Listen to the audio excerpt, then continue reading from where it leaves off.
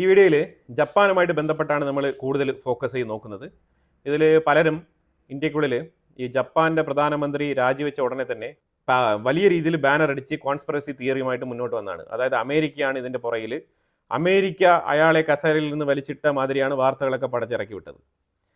പിന്നെ അത് വിശ്വസിക്കാൻ കുറേ ആൾക്കാരുണ്ട്. അപ്പോൾ അതുകൊണ്ട് അവർക്ക് ആ രീതിയിൽ തള്ളിമറിക്കാം. അപ്പോൾ എന്തായാലും ഇവിടെ നമുക്ക് പറയാനുള്ളതെന്ന് വെച്ചാൽ ഒരു വ്യക്തി $550 ബില്യൺ ഞാൻ അമേരിക്കയിൽ നിക്ഷേപം നടത്താം എന്ന് പറഞ്ഞ് ഒപ്പിട്ട് കൊടുത്തിട്ട് വന്ന ഒരു പ്രധാനമന്ത്രിയെ അമേരിക്ക ആ കസേരയിൽ നിന്ന് പിടിച്ച് താഴെ ഇറക്കേണ്ട ആവശ്യമുണ്ടോ? ഒരിക്കലുമില്ല. ഇതാണ് നമ്മൾ മനസ്സിലാക്കേണ്ടത്. വാർത്തയുടെ ഫാക്ട് എന്താണെന്നുള്ളത് മനസ്സിലാക്കിക്കൊണ്ട് നമ്മൾ മുന്നോട്ട് പോകണം. ഇല്ലാന്നുണ്ടെങ്കിൽ ഇങ്ങനെ ചുറ്റിപ്പറ്റി കോൺസ്പിറസി തിയറികൾ വെച്ചിട്ട് ആൾക്കാർ നമ്മളെ ഇങ്ങനെ കൺഫ്യൂഷൻ മൈൻഡ് സെറ്റിൽ കൊണ്ടിരുത്തും. ശരിക്കും പറഞ്ഞാൽ വളരെ സ്ട്രേറ്റ് ഫോർവേഡാണ്. ജപ്പാനിൽ ഇപ്പോൾ നിലവിലെ രാജിവെച്ച പ്രധാനമന്ത്രി അവിടെ തന്നെ തുടരണം എന്നായിരുന്നു അമേരിക്കയുടെ താല്പര്യം. അല്ലാതെ അയാളെ രാജിവെപ്പിക്കാൻ യാതൊരു താല്പര്യവും അമേരിക്കയ്ക്കില്ല. പക്ഷേ അതിന് ജപ്പാന്റെ ഉള്ളിലുള്ള ആൾക്കാർ സമ്മതിക്കണം. അതാണ് അവിടെ വേണ്ടത്. കാരണം ജപ്പാന്റെ ഉള്ളിൽ സംഭവിച്ചത് എന്താണെന്ന് പറഞ്ഞാൽ ശരിക്കും $550 ബില്യൺ ഇൻവെസ്റ്റ്മെന്റ് അമേരിക്കയിൽ നടത്താം എന്ന് പറഞ്ഞത് തന്നെയാണ് ഏറ്റവും വലിയ പ്രശ്നം. ആ പ്രശ്നത്തിന്റെ പേരിലാണ് ഇപ്പോൾ ഈ ഒരു പ്രധാനമന്ത്രി രാജിവെക്കേണ്ട സാഹചര്യം ഉണ്ടായത്. എനിവേ, അതിലേക്ക് വരാം.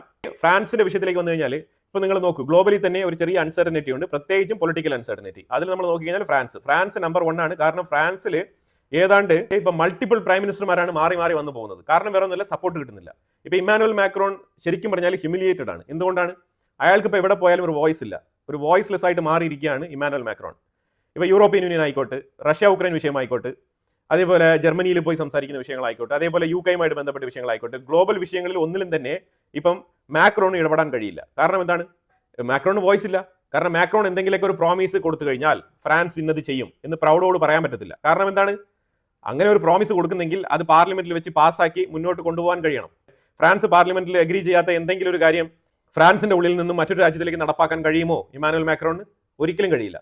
അതാണ് ഞാൻ പറഞ്ഞത്, ഇമ്മാനുവൽ മാക്രോൺ ഹ്യൂമിലിയേറ്റഡ് ആണെന്നുള്ളത്. ഇപ്പൊ ശരിക്കും പറഞ്ഞാൽ ഒരു പുതിയ പ്രധാനമന്ത്രിയെ തെരഞ്ഞെടുത്തിട്ടുണ്ട്. അതിന് മാക്രോൺ പൂർണ്ണ സപ്പോർട്ടൊക്കെ കൊടുത്ത് മുന്നോട്ട് കൊണ്ടുവരികയാണ്. പക്ഷേ കനത്ത പ്രതിഷേധം, രാജ്യത്തിനുള്ളിൽ അൺസർട്ടനിറ്റിയാണ്, കനത്ത പ്രതിഷേധം. അവിടെ ഓൾറെഡി തന്നെ ലഹള തുടങ്ങിയിട്ടുണ്ട്, തെരുവുകളിൽ മൊത്തം ജനങ്ങൾ ഇറങ്ങി തുടങ്ങിയിട്ടുണ്ട്. അതാണ് ഇപ്പോൾ ഫ്രാൻസിന്റെ അവസ്ഥ. ജപ്പാനെ സംബന്ധിച്ചിടത്തോളം നമ്മൾ നോക്കിക്കഴിഞ്ഞാൽ കഴിഞ്ഞ 6 വർഷത്തിനുള്ളിൽ 6 പ്രധാനമന്ത്രിമാരാണ് മാറി മാറി വന്നിരിക്കുന്നത്. 2024 കിഷീദ റിസൈൻ ചെയ്തതിനെ തുടർന്ന് ഇഷീബ ചുമതലയേക്കുകയാണ്. ഇഷീബ ചുമതലയേറ്റത് ഇപ്പോൾ 1 വർഷം ആയതേ ഉള്ളൂ. ഈ 1 വർഷത്തിൻ്റെ ഇടയിൽ റിസൈൻ ചെയ്തിരിക്കുകയാണ്. ഇനി ഈ ലിബറൽ ഡെമോക്രാറ്റിക് പാർട്ടി എന്ന് പറഞ്ഞ ഈ ഒരു LDP, ഈ പാർട്ടി പുതിയ പ്രധാനമന്ത്രിയെ ഉടനെ തന്നെ അനൗൺസ് ചെയ്യണം. ഇല്ലാന്നുണ്ടെങ്കിൽ ജപ്പാനിൽ വലിയ രീതിയിലുള്ള പ്രശ്നങ്ങൾ ഉണ്ടാവും. ജപ്പാനിൽ പ്രശ്നം സംഭവിച്ചു കഴിഞ്ഞാൽ അത് അമേരിക്കയെ ബാധിക്കും. അതിലേക്ക് നമുക്ക് വരാം. പക്ഷേ അതിനു മുമ്പായിട്ട് പറയാനുള്ളത് 2 കാൻഡിഡേറ്റിനെ ജപ്പാൻ തിരഞ്ഞെടുത്തിട്ടുണ്ട്. അതിലൊരു ലേഡി ടെക്കോച്ചി, ഇനി ഒരു യുവാവ് കോയസ്മി. ഈ കോയസ്മി കുറച്ച് റിഫോർമേഷൻ കൊണ്ടുവരാൻ ആഗ്രഹിക്കുന്ന ആളാണ്. അപ്പോൾ ഈ കോയസ്മി വന്നു കഴിഞ്ഞാൽ അത് പഴയ പ്രൈം മിനിസ്റ്റർ തുടങ്ങി വെച്ച ആ ഒരു നടപടിക്രമങ്ങളൊക്കെ മുന്നോട്ട് കൊണ്ടുപോകുമോ എന്നുള്ളത് നമുക്കറിയില്ല. കാരണം പുള്ളി റിഫോർമേഷനിൽ ചിന്തിക്കുന്ന ആളാണ്. ഇൻഫ്രാസ്ട്രക്ചറിലും അതേപോലെ തന്നെ പുതിയ ഇൻഡസ്ട്രിയൽ ഡെവലപ്മെന്റ്സിലും ഫോക്കസ് ചെയ്യേണ്ട എന്ന് വിചാരിക്കുന്ന കൂട്ടത്തിലാണ്. അയാൾ ഉള്ള കാര്യങ്ങൾ റിഫോം ചെയ്ത് കൊണ്ടുപോകാനാണ് താല്പര്യപ്പെടുന്നത്. അതാണ് പുള്ളിയുടെ ഒരു സ്റ്റൈല്. പക്ഷേ ഈ ടെക്കോച്ചി എന്ന് പറഞ്ഞ ലേഡി വന്നു കഴിഞ്ഞാൽ അവർ കുറച്ചുകൂടെ ഫോർവേഡ് തിങ്കിങ് ഉള്ള വ്യക്തിയായിട്ടാണ് പൊതുവിൽ അറിയപ്പെടുന്നത്. അപ്പോൾ അവർ വന്നു കഴിഞ്ഞാൽ കുറച്ച് ഇൻവെസ്റ്റ്മെന്റും കാര്യങ്ങളൊക്കെ മുന്നോട്ട് കൊണ്ടുപോകാനുള്ള സാധ്യതയുണ്ട്. അപ്പോൾ അതുകൊണ്ട് തന്നെ മറ്റുള്ള രാജ്യങ്ങൾക്കൊക്കെ എന്തൊക്കെ ജപ്പാൻ ഇൻവെസ്റ്റ്മെന്റ് പ്രോജക്റ്റുകളൊക്കെ പ്രപ്പോസ് ചെയ്തിട്ടുണ്ടോ, ഏതൊക്കെ രാജ്യങ്ങളിൽ ഇൻവെസ്റ്റ്മെന്റ് ഹാഫ് വേയിൽ നിൽക്കുന്നുണ്ടോ, ഏതൊക്കെ ഓൺഗോയിങ് പ്രോജക്റ്റുകൾ മുന്നോട്ട് പോകുന്നുണ്ടോ, അതിലൊക്കെ ഒരു രീതിയിലുള്ള ഫണ്ടിന്റെ വീഴ്ചകളും വരുത്താതെ ആ പ്രോജക്റ്റുകളൊക്കെ മുന്നോട്ട് കൊണ്ടുപോകും എന്നാണ് മനസ്സിലാക്കാൻ പറ്റുന്നത്. അപ്പോൾ ഈ ടെക്കോച്ചി എന്ന് പറഞ്ഞ ഈ ഒരു ലേഡി വരുന്നതായിരിക്കും അമേരിക്കയ്ക്കും ഏറ്റവും സ്യൂട്ടബിൾ. കാരണം എന്താണ് ഇപ്പോൾ നിലവിലെ പ്രധാനമന്ത്രി മുന്നോട്ട് വെച്ചിരിക്കുന്ന ആ പ്രോജക്റ്റുകൾ അതെല്ലാം തന്നെ മുന്നോട്ട് പോകും എന്നാണ് നമുക്ക് ലിറ്ററലി മനസ്സിലാക്കാൻ പറ്റുന്നത്. പക്ഷേ ഇവിടെ ജപ്പാന്റെ ജനങ്ങൾക്കും ജപ്പാന്റെ ബാങ്കിനും, ബാങ്ക് ഓഫ് ജപ്പാൻ, അതിനും പ്രധാനപ്പെട്ട റോളുണ്ട്. ജപ്പാന്റെ ജനങ്ങൾ എന്ന് പറഞ്ഞാൽ അവർ ഭയങ്കര കൺസർവേറ്റീവ് ആയിട്ടുള്ള ഒരു കൾച്ചറൽ സ്റ്റൈലുള്ള ആൾക്കാരാണ്. കൺസർവേറ്റീവ് മീൻസ് അവരുടേതായിട്ടുള്ള രീതിയിലുള്ള കൾച്ചർ ഫോളോ ചെയ്യുന്ന വ്യക്തികളാണ് ഈ ജാപ്പനീസ്. അവർ ശരിക്കും പറഞ്ഞാൽ ഇമിഗ്രന്റുകളെ വെൽക്കം ചെയ്യുന്ന സ്വഭാവം അവർക്കില്ല. സ്വഭാവമില്ല എന്ന് പറഞ്ഞാൽ നിങ്ങൾ പോയ ചായയൊക്കെ കാര്യങ്ങളൊക്കെ റെഡിയാക്കി തരുമായിരിക്കും. പക്ഷേ അവിടെ പെർമനന്റ് ആയിട്ട് പോയി താമസിക്കാനും ജോലി എടുക്കാനൊക്കെ ഉള്ള വിഷയങ്ങളിൽ ജപ്പാൻ മറ്റുള്ള രാജ്യക്കാരെ ആ രീതിയിൽ സ്വീകരിക്കുന്നില്ല. അതാണ് പൊതുവിൽ മനസ്സിലാക്കേണ്ടത്. കാരണം അതിന് അവരുടെ കൾച്ചർ തന്നെയാണ് ഒരു വിധത്തിൽ കാരണം. ഒരുപാട് പ്രായം ചെന്ന ആൾക്കാരാണ് ഏറ്റവും കൂടുതൽ ജപ്പാന്റെ ഭൂരിപക്ഷ ജനവിഭാഗം. അപ്പോൾ അതുകൊണ്ട് തന്നെ അവർക്ക് ആ പഴയ കൾച്ചറിൽ ഊന്നി നിൽക്കുന്ന ഒരു ജനസമൂഹമായിട്ടാണ് ഇപ്പോഴും മുന്നോട്ട് പോകുന്നത്. അതുകൊണ്ട് തന്നെയാണ് മറ്റുള്ള രാജ്യക്കാരെ എളുപ്പത്തിൽ അങ്ങോട്ട് സ്വീകരിക്കാത്തത്. ഇപ്പം അതിനൊക്കെ ഒരു മാറ്റം വരുത്തിക്കൊണ്ടാണ് ജപ്പാൻ 5 ലക്ഷം ഇന്ത്യക്കാർക്ക് വിസ കൊടുക്കാമെന്നുള്ള രീതിയിലുള്ള അനൗൺസ്മെന്റുകളൊക്കെ നടത്തിയിരുന്നത്. എനിവേ, അതൊക്കെ ജപ്പാൻ ശരിക്കും ഇമിഗ്രന്റ് പോളിസി വെൽക്കം ചെയ്യണം. ഇല്ലാന്നുണ്ടെങ്കിൽ അവരുടെ ശരിക്കും പറഞ്ഞാൽ മേജർ പോർഷൻ ഓഫ് ഇൻഡസ്ട്രിയൽസും അതേപോലെ മാനുഫാക്ചറിംഗ് പ്രൊഡക്ഷൻ യൂണിറ്റ്സ് ആണ് അവിടെ ഏറ്റവും കൂടുതൽ ഉള്ളത്. അപ്പോൾ അത് മുന്നോട്ട് ചലിക്കണം. അവരുടെ പ്രൊഡക്ഷൻ നന്നായിട്ട് മുന്നോട്ട് പോകണം എന്നുണ്ടെങ്കിൽ തീർച്ചയായിട്ടും എംപ്ലോയീസ് വളരെ വളരെ അനിവാര്യമാണ്. അപ്പോൾ അതുകൊണ്ട് എംപ്ലോയീസിനെ ഹയർ ചെയ്ത് ആ ഇൻഡസ്ട്രിയൽ അതേപോലെ തന്നെ മാനുഫാക്ചറിംഗ് യൂണിറ്റുകളൊക്കെ മുന്നോട്ട് കൊണ്ടുപോകുക എന്നുള്ളതാണ് ജപ്പാന് നല്ലത്. അല്ലാന്നുണ്ടെങ്കിൽ ജാപ്പനീസ് കറൻസി വീക്കായി വരും. ഈ ജാപ്പനീസ് കറൻസി വീക്കായി വരും എന്ന് പറഞ്ഞു കഴിഞ്ഞാൽ ഏതാണ്ട് ജപ്പാന്റെ എക്കോണമി എന്ന് പറഞ്ഞാൽ 4 ട്രില്യൺ എക്കോണമിയാണ്. വേൾഡിൽ തന്നെ 4th ലാർജസ്റ്റ് എക്കോണമിയാണ്. ഈ 4th ലാർജസ്റ്റ് എക്കോണമിയെ മറികടക്കുമെന്നാണ് നമ്മൾ പ്രതീക്ഷിച്ചുകൊണ്ട് മുന്നോട്ട് പോകുന്നത് ഇന്ത്യ. അപ്പൊ ഈ 4th ലാർജസ്റ്റ് എക്കോണമി എന്ന് പറയുമ്പോഴത്തേക്കും 4 ട്രില്യൺ ആണ്. ഈ 4 ട്രില്യൺ ബാങ്ക് ഓഫ് ജപ്പാൻ വെച്ചിരിക്കുകയാണ്. കാരണം ഇത് ഇതിനെ ശരിക്കും പറഞ്ഞാൽ അവിടെ ഇപ്പോൾ ഓർഡർ പാസ്സാക്കാൻ ആളില്ല, ഇപ്പൊ പ്രധാനമന്ത്രി ഇല്ലല്ലോ, അതാണ് പ്രധാനപ്പെട്ട വിഷയം. അപ്പൊ ഈ എമൗണ്ട് ഇപ്പൊ ഫ്രീസ് ആയിരിക്കുകയാണ്, അതാണ് സ്റ്റോപ്ഡ്. ജപ്പാൻ എക്കോണമി ചലിക്കുന്നില്ല, അതാണ് ഒന്നാമത്തെ വിഷയം. അപ്പൊ ഈ പ്രൈം മിനിസ്റ്ററെ തെരഞ്ഞെടുക്കുന്ന വിഷയത്തിൽ ഇങ്ങനെ നീണ്ടു പോയി കഴിഞ്ഞാൽ ജപ്പാന്റെ ബാങ്കിങ് സിസ്റ്റം ഒരു കൊളാപ്സ് ഭീഷണിയെ നേരിടും, അത് ഉറപ്പായിട്ടുള്ള കാര്യമാണ്. അപ്പൊ 4 ട്രില്യൺ വെൽത്ത് കൈകാര്യം ചെയ്യുന്ന ഈ ഒരു ബാങ്ക് ഓഫ് ജപ്പാൻ ഗ്ലോബൽ എക്കോണമിയിൽ ഉണ്ടാക്കുന്ന റിസ്ക് ചെറുതല്ല. അതിലും ഏറ്റവും ഇമ്പോർട്ടന്റ് US എക്കോണമിയിൽ തന്നെ എടുത്തു പറയേണ്ടി വരും. കാരണം ജപ്പാൻ ഏറ്റവും കൂടുതൽ ബോണ്ട് പർച്ചേസ് ചെയ്ത് വെച്ചിരിക്കുന്നത് അമേരിക്കയുടെ ഉള്ളിലെ ട്രഷറിയിലാണ്, US ട്രഷറിയിൽ. അവിടെ ഏതാണ്ട് 1.2 ട്രില്യൺ ആണ് ബോണ്ട് ഇൻവെസ്റ്റ്മെന്റ് ജപ്പാന്റെ. അവരാണ് നമ്പർ 1 ബോണ്ട് പർച്ചേസർ. ഇപ്പൊ ജപ്പാന്റെ കറൻസി മൂല്യം ഇടിയുന്നു എന്ന് പറഞ്ഞു കഴിഞ്ഞാൽ ഡോളറിന്റെ മൂല്യം ഇടിയുന്നതിന് തുല്യമാണ്. ശരിക്കും പറഞ്ഞാൽ ജപ്പാന്റെ ഉള്ളിൽ കറൻസി ഇടിഞ്ഞു കഴിഞ്ഞാൽ ജപ്പാന്റെ ഉള്ളിൽ ആ ഒരു പൈസയ്ക്ക് ആവശ്യം വന്നു കഴിഞ്ഞാൽ അവരുടെ കയ്യിലുള്ള ഡോളർ വിറ്റഴിക്കും. ഡോളർ അവർ എത്രത്തോളം വിറ്റഴിക്കുന്നുണ്ടോ അത്രത്തോളം ഡോളറിന്റെ വാല്യൂ ഇടിഞ്ഞിടിഞ്ഞ് വരും, ഗോൾഡിന്റെ പ്രൈസ് കയറിക്കൊണ്ട് പോകും. ഇതൊക്കെ കൊണ്ട് തന്നെയാണ് പറയുന്നത് ഇതുമായിട്ട് ബന്ധപ്പെട്ട് കമ എന്ന് പറഞ്ഞ അക്ഷര നോളജ് ഇല്ലാത്ത ആൾക്കാർ വന്നിട്ട് അമേരിക്കയാണ് ജപ്പാന്റെ പ്രധാനമന്ത്രിയെ ഇപ്പം രാജിവെപ്പിച്ചത് എന്നുള്ള രീതിയിലുള്ള വാർത്തകളൊക്കെ അടിച്ചിറക്കുന്നത്. ഇതൊക്കെ നിങ്ങൾ കേട്ടിട്ടുണ്ടാവും. പക്ഷെ യാഥാർത്ഥ്യം എപ്പോഴും അതിന് വിരുദ്ധമാണ്, അതാണ് മനസ്സിലാക്കുക. ജപ്പാൻ തകർന്നാൽ അടുത്ത് തകർന്നത് അമേരിക്ക തന്നെയായിരിക്കും, 100% ഉറപ്പ്. നിങ്ങൾ എഴുതി വെച്ചോളൂ, കുറിച്ചിട്ടോളൂ. ജപ്പാൻ ഇതുവരെ അവരുടെ ഇൻട്രസ്റ്റ് റേറ്റിൽ വലിയ മാറ്റങ്ങളൊന്നും വരുത്തിയിട്ടില്ല. പക്ഷേ അവരുടെ ഫൈനാൻഷ്യൽ സ്റ്റെബിലിറ്റി അനുസരിച്ച് ഒരു പക്ഷേ ഈ ടെക്കോച്ചി എന്ന് പറഞ്ഞ ഒരു ലേഡി വന്നു കഴിഞ്ഞാൽ ഏറ്റവും കൂടുതൽ ലോൺ പ്രൊവൈഡ് ചെയ്യും, ഇൻട്രസ്റ്റ് റേറ്റ് കുറയ്ക്കാനും സാധ്യതയുണ്ട്. അതുപോലെ ഇൻവെസ്റ്റ്മെന്റുകൾ കട്ട് ഓഫ് ചെയ്യാനും സാധ്യത വളരെ കൂടുതലാണ്. കാരണം പൊതുവിൽ ഇപ്പോൾ മനസ്സിലാക്കാൻ പറ്റുന്നത് ജനവികാരം മനസ്സിലാക്കിക്കൊണ്ട് പെരുമാറാനാണ് 2 നേതാക്കളും തീരുമാനിച്ചിരിക്കുന്നത്. അപ്പൊ ഇതിൽ 2 ലീഡേഴ്സ് വന്നാലും ഈ ഇൻവെസ്റ്റ്മെന്റുകൾ പ്രത്യേകിച്ച് അമേരിക്കയുടെ ഉള്ളിലേക്ക് ഡോളർ ഇൻവെസ്റ്റ്മെന്റ് ചെയ്യുന്നതുമായിട്ട് ബന്ധപ്പെട്ട വിഷയത്തിൽ ഇവർ 2 പേർക്കും ഏകദേശം ഒരേ നിലപാടാണെന്നാണ് മനസ്സിലാക്കാൻ പറ്റുന്നത്. അതായത് മറ്റുള്ള രാജ്യങ്ങളിലേക്ക്, അതായത് ഫാസ്റ്റസ്റ്റ് ഗ്രോയിങ് എക്കോണമി ആയിട്ടുള്ള ഇന്ത്യയിൽ ഇൻവെസ്റ്റ് ചെയ്യാൻ അവർക്ക് താല്പര്യമാണ്, അർജന്റീനയിൽ ഇൻവെസ്റ്റ് ചെയ്യാൻ അവർക്ക് താല്പര്യമാണ്, ബ്രസീലിൽ ഇൻവെസ്റ്റ് ചെയ്യാൻ അവർക്ക് താല്പര്യമാണ്, അതുപോലെ തന്നെ നല്ല റിട്ടേൺസ് കിട്ടുന്ന രാജ്യങ്ങളിൽ ഇൻവെസ്റ്റ് ചെയ്യാൻ അവർക്ക് താല്പര്യമാണ്. പക്ഷെ അമേരിക്കയിൽ താല്പര്യമില്ല. കാരണം വേറെ ഒന്നുമില്ല, ഡൊണാൾഡ് ട്രംപ് ആണ് അതിന് കാരണം. ആദ്യം ജപ്പാൻ നെഗോസിയേഷന് പോയിരുന്നു, 50% താരിഫ് എന്ന് പറഞ്ഞുകൊണ്ട് നെഗോസിയേഷന് പോയിരുന്നു, 25% ആക്കി. പിന്നീടാണ് ലാസ്റ്റ് 15 ആക്കിയത്. അതിൽ 25 ആക്കിയ സമയത്ത് തെറ്റിപ്പിരിഞ്ഞു. എന്താണ് തെറ്റിപ്പിരിയാനുള്ള കാരണം? 550 ബില്യൺ ഇൻവെസ്റ്റ്മെന്റ് അമേരിക്ക ചോദിച്ചു. ജപ്പാൻ 550 ബില്യൺ ഇൻവെസ്റ്റ്മെന്റ് നടത്താൻ തയ്യാറാണെന്ന് പറഞ്ഞു. എന്നിട്ട് ഡൊണാൾഡ് ട്രംപ് ബ്ലണ്ടർ ആയിട്ടുള്ള ഒരു ആർഗ്യുമെന്റ് മുന്നോട്ട് വെച്ചു. എന്താണ് ആർഗ്യുമെന്റ്? ഈ 550 ബില്യൺ ഇൻവെസ്റ്റ്മെന്റ് ചെയ്ത് കഴിഞ്ഞാൽ ആ പൈസ അമേരിക്കയുടെയാണ്. അപ്പൊ ആ പൈസ നിങ്ങൾ എവിടെ ഇൻവെസ്റ്റ്മെന്റ് ചെയ്താലും അതിന്റെ ലാഭവിഹിതം കൂടി അമേരിക്കയ്ക്ക് വേണം എന്നാണ് ട്രംപ് പറഞ്ഞത്. അപ്പൊ ജപ്പാൻ പറഞ്ഞു അതെങ്ങനെ സാധിക്കും?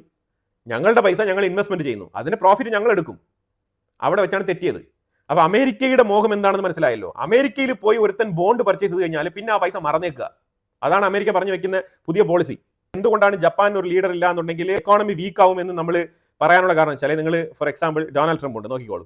ഒരു ലീഡർ വളരെ വളരെ ഇമ്പോർട്ടന്റ് ആണ്. ലീഡറാണ് ഒരു രാജ്യത്തിന് കോൺഫിഡൻസ് കൊടുക്കുന്നത്, ലീഡറാണ് ഒരു രാജ്യത്തിന് ഇൻവെസ്റ്റ്മെന്റ് ആൾക്കാർ ചെയ്യണോ വേണ്ടോ എന്നുള്ളത് തീരുമാനിക്കുന്ന സ്റ്റേറ്റ്മെന്റ്. പലപ്പോഴും പ്രധാനമന്ത്രിമാർ അല്ലെങ്കിൽ ഒരു രാജ്യത്തിന്റെ ലീഡർ, പ്രസിഡന്റ്, ഇവരുടെയൊക്കെ സ്റ്റേറ്റ്മെന്റുകളെ ആശ്രിതമാക്കിയിട്ടാണ് പല രീതിയിലുള്ള ഇൻവെസ്റ്റ്മെന്റുകൾ ബൂസ്റ്റപ്പ് ചെയ്യുന്നത്. ശരിക്കും ഇൻവെസ്റ്റ്മെന്റ് ചെയ്യുന്ന ആൾക്കാർ ഈ വാർത്തകളൊക്കെ കൃത്യമായിട്ട് മോണിറ്റർ ചെയ്യും. അപ്പൊ അങ്ങനത്തെ സാഹചര്യത്തിൽ ഡൊണാൾഡ് ട്രംപിന്റെ ലാസ്റ്റ് ഒരു 6 months നിങ്ങൾ എടുത്ത് നോക്കി കഴിഞ്ഞാൽ വളരെ വ്യക്തമായിട്ട് നിങ്ങൾക്ക് മനസ്സിലാക്കാൻ പറ്റും പുള്ളി സ്ഥായി ആയിട്ടുള്ള ഒരു ക്യാരക്ടറോ അല്ലെങ്കിൽ സ്ഥായി ആയിട്ടുള്ള ഒരു അനൗൺസ്മെന്റോ നടത്താത്ത വ്യക്തിയാണ്. രാവിലെ പറയുന്നതല്ല ഉച്ചയ്ക്ക് പറയുന്നത്, രാവിലെ ഉച്ചയ്ക്ക് പറഞ്ഞതല്ല പിന്നെ വൈകിട്ട് പറയുന്നത്. അപ്പൊ അതുകൊണ്ട് തന്നെ ഒരു സ്റ്റെബിലിറ്റി ഇല്ല. ഈ ഒരു സ്റ്റെബിലിറ്റി ഇല്ലാതെ, ഈ സ്ഥിരതയില്ലാത്ത ഈ വക പെരുമാറ്റങ്ങൾ, ഈ രീതിയിലുള്ള പ്രസ്താവനകൾ, ഇതാണ് ശരിക്കും ഇൻവെസ്റ്റേഴ്സിനെ ഏറ്റവും കൂടുതൽ അങ്കലാപ്പിലാക്കുന്നത്. ശരിക്കും അവർക്കൊരു കോൺഫിഡൻസ് ഇല്ല ഇൻവെസ്റ്റ് ചെയ്യാൻ. അതുകൊണ്ടാണ് അമേരിക്കയിൽ സ്റ്റോക്ക് മാർക്കറ്റ് ഇങ്ങനെ വോളറ്റൈൽ ആയിട്ട് നിൽക്കുന്നതും ഡോളറിന്റെ വാല്യൂ ഇങ്ങനെ കുറഞ്ഞു നിൽക്കുന്നതും. അതിന് പ്രധാനപ്പെട്ട കാരണം the one and one leader Donald Trump. ട്രംപിന്റെ ഈ ക്യാരക്ടർലെസ് ആയിട്ടുള്ള സ്വഭാവമാണ് ഇതിന് പ്രധാനപ്പെട്ട കാരണം. അപ്പൊ അതുപോലെ ജപ്പാനിൽ ഒരു ലീഡർ ഇല്ലാതെ ഇങ്ങനെ തുടർന്നു കഴിഞ്ഞാൽ തീർച്ചയായിട്ടും അവിടുത്തെ എക്കോണമി ഡീസ്റ്റെബിലൈസ് ചെയ്യപ്പെടും. അതാണ് മനസ്സിലാക്കേണ്ടത്. ബാങ്കുകൾ കുറച്ചുകൂടെ കർശനമായിട്ടുള്ള നടപടിക്രമങ്ങൾ എടുക്കും. പല രാജ്യങ്ങളിലും ജപ്പാൻ ഓപ്പൺ ചെയ്ത് വെച്ചിരിക്കുന്ന പ്രോജക്റ്റുകൾക്കൊക്കെ ഫണ്ട് കിട്ടാത്ത അവസ്ഥ വരും. അതുപോലെ തന്നെ അമേരിക്ക പ്രതീക്ഷിച്ചിരിക്കുന്ന ഈ ഒരു 550 ബില്യൺ ഇനി ജപ്പാന്റെ പാർലമെന്റിൽ പുതുതായിട്ട് വരുന്ന പ്രൈം മിനിസ്റ്റർ തീരുമാനിക്കും കൊടുക്കണോ വേണ്ടോ എന്നുള്ളത്. ഇതൊക്കെ വലിയ രീതിയിൽ ചർച്ച ചെയ്യപ്പെടേണ്ട വിഷയങ്ങളായിട്ട് മാറിത്തീരും ജപ്പാന്റെ ഉള്ളിൽ. അപ്പോൾ അതുകൊണ്ട് അമേരിക്ക ഇപ്പോൾ ശരിക്കും പറഞ്ഞാൽ ലാപ്ടോപ്പ് ഫീൽഡിലാണ് നിൽക്കുന്നത്. കാരണം ഈ 550 ബില്യൺ പറഞ്ഞത് കിട്ടുമോ ഇല്ലയോ എന്ന് തന്നെ അറിയാത്ത അവസ്ഥയാണ്. കാരണം ഓൾറെഡി തന്നെ ഡൊണാൾഡ് ട്രംപ് 15% താരിഫിന് വേണ്ടിയിട്ട് ഒപ്പിട്ടിരിക്കുകയാണ്. അപ്പോൾ ശരിക്കും പറഞ്ഞാൽ ജപ്പാനുമായിട്ടുള്ള പ്രശ്നം അമേരിക്കയ്ക്ക് ഇപ്പോഴും തീർന്നിട്ടില്ല എന്നാണ് മനസ്സിലാക്കാൻ പറ്റുന്നത്. ഇനിയിപ്പോൾ കൂടുതൽ അമേരിക്കയും ജപ്പാനും തമ്മിൽ ഉടക്കി കഴിഞ്ഞാൽ ജപ്പാൻ അവരുടെ ബോണ്ട് പിൻവലിച്ചു തുടങ്ങും. ഇത് ബോണ്ട് പിൻവലിച്ചു തുടങ്ങുമ്പോഴത്തേക്കും അമേരിക്ക കൃത്യമായിട്ട് റെസ്പോണ്ട് ചെയ്ത് അതിനുള്ള ഇൻട്രസ്റ്റും കാര്യങ്ങളൊക്കെ അടക്കം കൃത്യമായി മടക്കി കൊടുക്കുന്നില്ല, അതിന് തയ്യാറാകുന്നില്ല എന്നുണ്ടെങ്കിൽ തീർച്ചയായിട്ടും ജപ്പാനും അമേരിക്കയും തമ്മിൽ തെറ്റും. ജപ്പാനും അമേരിക്കയും തമ്മിൽ തെറ്റിക്കഴിഞ്ഞാൽ എന്ത് സംഭവിക്കും? തീർച്ചയായിട്ടും ജപ്പാൻ ഫർദർ ആയിട്ടുള്ള ഡോളർ ഇൻവെസ്റ്റ്മെന്റുകൾ പ്രൊമോട്ട് ചെയ്യില്ല. അപ്പോൾ ഏത് രീതിയിൽ നോക്കിയാലും ബ്രിക്സ് രാജ്യങ്ങളെ ഒരു സൈഡിൽ ഒതുക്കി നിർത്തിക്കോളൂ, ശരിക്കും അമേരിക്കൻ ചേരിയിൽ തന്നെയുള്ള രാജ്യങ്ങൾ തന്നെയാണ് ഞാനിപ്പോൾ പറഞ്ഞുകൊണ്ടിരിക്കുന്നത്. ആ രാജ്യങ്ങൾക്കുള്ളിൽ തന്നെയാണ് ഈ രീതിയിലുള്ള പ്രശ്നങ്ങൾ നടന്നുകൊണ്ടിരിക്കുന്നത്. അപ്പോൾ ജപ്പാന്റെ കറൻസിയെ വീക്ക് ആകാതെ ശ്രദ്ധിക്കുക എന്നുള്ളത് അമേരിക്കയുടെ റെസ്പോൺസിബിലിറ്റിയാണ്. ഇപ്പൊ അതാണ് അമേരിക്കയുടെ ഒരു ചുമതലയായിട്ട് വന്നിരിക്കുന്നത്. കാരണം ഇപ്പൊ ജപ്പാനിൽ എങ്ങനെയെങ്കിലും ഗവൺമെന്റിനെ പുനഃസ്ഥാപിച്ച് അവിടെ കൃത്യമായിട്ട് മുന്നോട്ട് കൊണ്ടുപോകണം. അതാണ് ഇപ്പൊ അമേരിക്ക പ്രതീക്ഷിച്ചിരിക്കുന്നത്. അല്ലാന്നുണ്ടെങ്കിൽ ജപ്പാന്റെ കറൻസി വീക്ക് ആവും. ജപ്പാന്റെ കറൻസി വീക്ക് ആയി കഴിഞ്ഞാൽ weaker currency is not good for investment. അതാണ് മനസ്സിലാക്കേണ്ടത്. ഒരു വീക്കർ കറൻസി ഒരു നല്ല സാധനമല്ല ഇൻവെസ്റ്റ്മെന്റ് ചെയ്യാൻ. അതാണ് മനസ്സിലാക്കേണ്ടത്. അപ്പൊ അങ്ങനെ ജപ്പാന്റെ കറൻസി വീക്ക് ആവാതിരിക്കാനുള്ള എല്ലാ നടപടിക്രമങ്ങളും അമേരിക്ക എടുക്കേണ്ട ഒരു നിർബന്ധത്തിലേക്ക് വന്നിരിക്കുകയാണ് അമേരിക്ക. അല്ലാന്നുണ്ടെങ്കിൽ 1.2 ട്രില്യൺ ആണ് അമേരിക്കയുടെ ഉള്ളിൽ ജപ്പാൻ ഇൻവെസ്റ്റ്മെന്റ് ചെയ്തിരിക്കുന്നത്. കറൻസി വീക്ക് ആയി കഴിഞ്ഞാൽ ജപ്പാൻ ഈ 1.2 ട്രില്യണിൽ നിന്ന് പിൻവലിച്ചു തുടങ്ങും. പിൻവലിച്ച് മീൻസ് ആ ഡോളർ വിറ്റ് തുടങ്ങും. അത് വിറ്റ് അവർക്ക് ബാക്കിയുള്ള കാര്യങ്ങളിലേക്ക് പണം കണ്ടെത്തേണ്ട സാഹചര്യം വരും. അല്ലാന്നുണ്ടെങ്കിൽ ജപ്പാന്റെ എക്കോണമി സ്റ്റെബിലൈസ് ചെയ്യണം. എക്കോണമി സ്റ്റെബിലൈസ് ചെയ്യണമെന്നുണ്ടെങ്കിൽ ആ ജനങ്ങൾ ഫോറിൻ വർക്കേഴ്സിനെ അക്സെപ്റ്റ് ചെയ്യാനുള്ള മാനസികാവസ്ഥയ്ക്ക് വരണം. അങ്ങനെ ഫോറിൻ വർക്കേഴ്സിനെ അക്സെപ്റ്റ് ചെയ്യാനുള്ള മാനസികാവസ്ഥ കൊണ്ടുവരണം എന്നുണ്ടെങ്കിൽ ഒരു ലീഡർ അവിടെ വരണം.